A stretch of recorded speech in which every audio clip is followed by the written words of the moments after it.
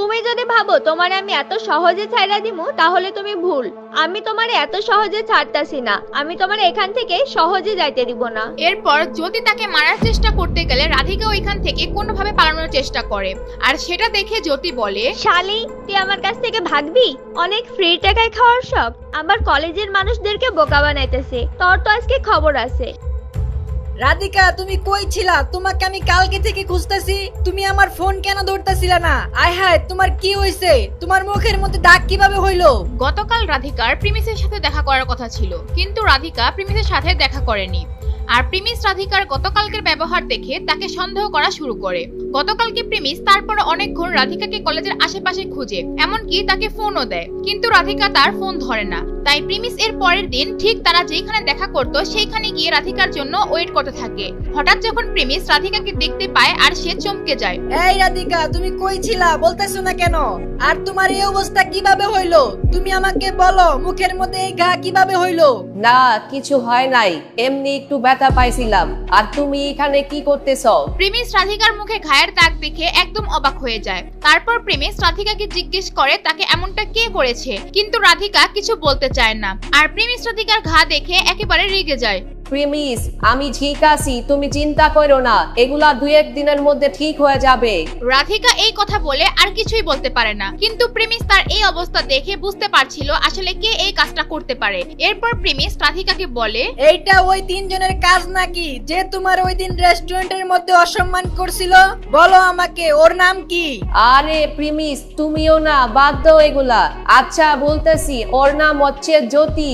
রাধিকা অনেক না বলার চেষ্টা করছিল যাতে প্রিমিস কোনো ঝামেলায় না পড়ে, কিন্তু প্রিমিসের রাগ দেখে রাধিকা ভয় পেয়ে যায়। আমি এখনই গিয়ে ওদেরকে ধরে নিয়ে আসতেছি, তুমি এখানে দাঁড়াও শুধু। প্রিমিস অনেক রেগে যায়। ওই মেয়েগুলোর কথা শুনে তার মাথা গরম হয়ে যায়। যখনই প্রিমিস ওইখান থেকে যেতে চায় রাধিকা তাকে বলে, প্রিমিস তুমি যাও না, ওরা এত সাধারণ মানুষ না তুমি যতটা ভাবতেছ।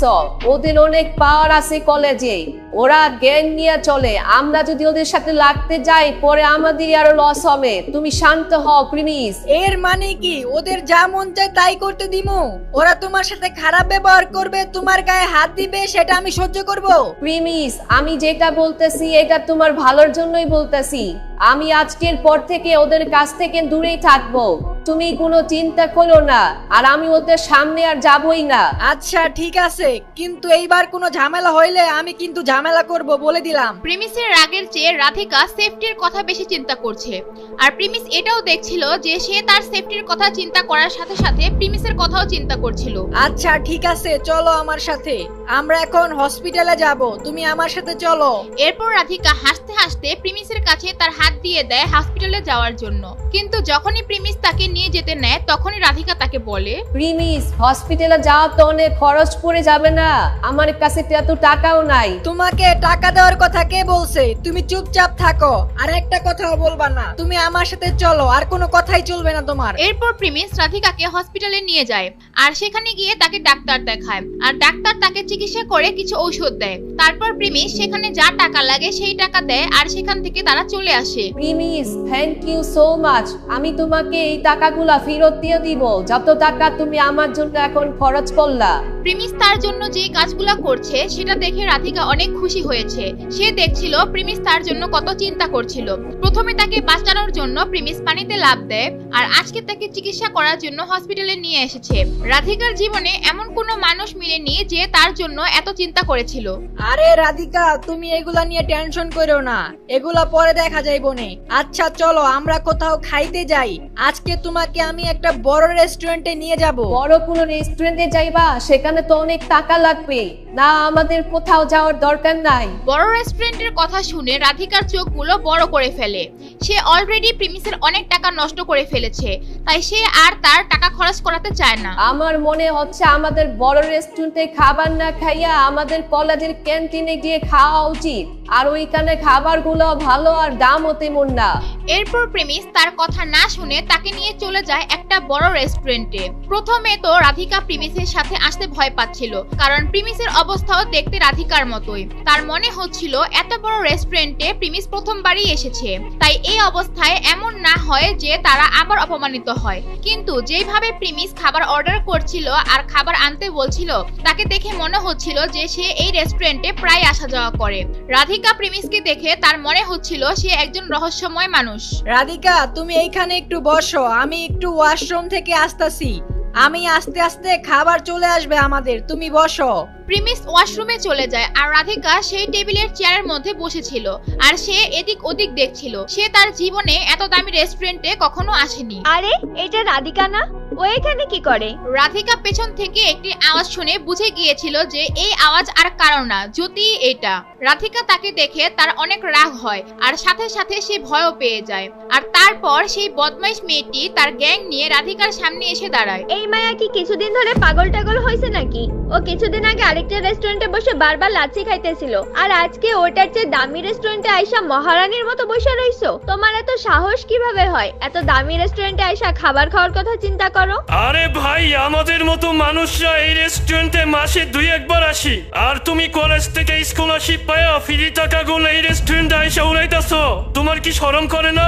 কলেজ তোমার পড়ার জন্য টাকা দেয়, খাওয়ার জন্য না। এরপর সেই জ্যোতি মেয়েটি রাধিকার সামনে গিয়ে তার গলার মধ্যে হাত দিয়ে তাকে বলে, তুমি যদি ভাবো তোমারে আমি এত সহজে ছাইড়া দিমু তাহলে তুমি ভুল।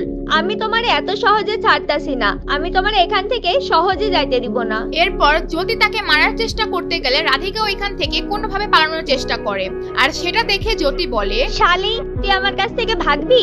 অনেক ফ্রি টাকায় খাওয়ার সব, আবার কলেজের মানুষদেরকে বোকা বানাইতেছে। তোর তো আজকে খবর আছে। এরপর মেয়েটা রাধিকাকে ধরার জন্য ধাওয়া করে, আর রাধিকা মনে মনে ভাবতে থাকে আজকে হয়তো সে তার কাছ থেকে আর বাঁচতে পারবে না। সে দৌড়াতে দৌড়াতে রেস্টুরেন্টের গেটের সামনে এসে একজনের পায়ের সামনে পড়ে যায়। সেটা আর কেউ না, প্রিমিস ছিল। প্রিমিসকে দেখে রাধিকা যেন প্রাণ ফিরে পেল। প্রিমিস রাধিকাকে এই অবস্থায় দেখে তার মাথা একদম গরম হয়ে যায়, আর সেই রেস্টুরেন্টের মধ্যে সেই বদমাইশ মেয়ে জ্যোতিকে দেখে তার আর বুঝতে বাকি থাকে না ঘটনা আসলে কি হয়েছে। এরপর প্রিমিস রাধিকাকে তার পিছনে রাখে আর সে সামনের দিকে জ্যোতির দিকে রাগের দৃষ্টিতে তাকায়। আরে এইটা এই ছেলেটা না ওই দিন ওই রেস্টুরেন্টের মধ্যে ছিল? আচ্ছা, ওদের মধ্যে আবার কোনো ইটিশ পিটিশ চলতেছে না তো? ঠিকই আছে ভাই, গরিব রে গরিবের সাথেই ভালো লাগে। এগুলা বলার পর প্রিমিসের রাগ আরো বাড়তে থাকে আর রাধিকা অনেক ভয় পেয়ে যায় এগুলা দেখে। আচ্ছা, এবার আমি বুঝতে পারছি এই মেয়ে প্রতিদিন দুপুরে আসলে কোথায় যাইতো। এই ছেলে আর এই মেয়ের মধ্যে তো কোনো কিছু চলতেছে। ওর মতো মেয়ের তো এমন ছেলেই পাওয়ার কথা। তুমি রাধিকার গায়ে হাত দিছো? তোমার এই সাহস কে দিছে? কেন মারছি মানে কি? ওর মতো মেয়েরে মারতে আবার কোনো রিজন লাগে নাকি? এই মেয়ে তো আমাদের পালা কুত্তার মতো, আমাদের যখন খুশি আমরা যা ইচ্ছা তাই করতে পারি। আমি তোমাকে লাস্ট ওয়ার্নিং দিতাছি, আজকের পর থেকে তুমি ওর গায়ে হাত দিবা না, তাহলে কিন্তু বিষয়টা খারাপ হয়ে যাবে বলে দিলাম। আচ্ছা, এখন তুমি আমাদের ওয়ার্নিং দিবা? তুমি বাঁচাইবা ওরে? ওই জায়গায় দাঁড়ায় দাঁড়ায় কথা বলছ কেন? সাহস থাকলে এই জায়গায় এসে হাত লাগায় দেখা। এগুলা শুনে প্রিমিসের আরো রাগ বেড়ে যায়। রাগে সে তার হাতের আঙ্গুল মুট করে ফেলে, আর এইদিকে রাধিকা তো ভয়ে পেয়ে যাচ্ছিল। সে ভাবছে প্রিমিস আবার নতুন কোনো ঝামেলায় পড়বে না তো। আর এইদিকে প্রিমিস যখন জ্যোতির দিকে তেড়ে যেতে নেয়, দূর থেকে একজন ছেলে ডাক দিয়ে বলে, এই বেটা থাম, আমরা আইসা নই, তারপর দেখি তোর কত পাওয়ার। প্রিমিস বুঝতে পারছিল এই মেয়ে এই ছেলেগুলোর পাওয়ারেই কথা বলছিল। এখন কি হবে? প্রিমিস আর রাধিকা কি ওদের কাছ থেকে বাঁচতে পারবে? প্রিমিস কি ওদের কাছে হার মেনে নিবে, নাকি প্রিমিস তার পাওয়ার ব্যবহার করে ওদেরকে শায়েস্তা করবে? আপনাদের কাছে কি মনে হয় কমেন্ট করে জানান। আর এর পরের পার্টে কি হবে সেটা সবার আগে দেখতে চাইলে দিবস গেমিং এর ইউটিউব চ্যানেলটি সাবস্ক্রাইব করে নোটিফিকেশন বাটন বাজিয়ে রাখেন। আর যারা ফেসবুক থেকে দেখছেন তারা পেজটি ফলো করে ভিডিওটি শেয়ার করে দিন।